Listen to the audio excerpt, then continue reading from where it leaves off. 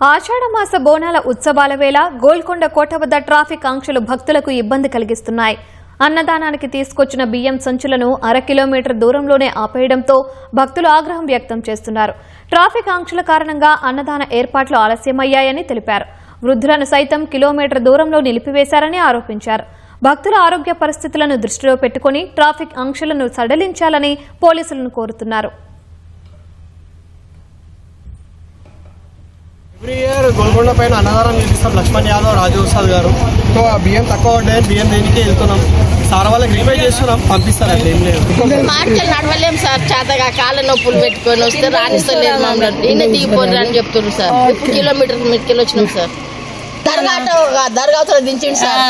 దమ్ము వస్తుంది కిందకు వస్తారంటే రాణిస్తలు ఉంది సార్. అడ్డం అక్కడనే ఆపిండ్రు. ఎట్టున్నాడు సార్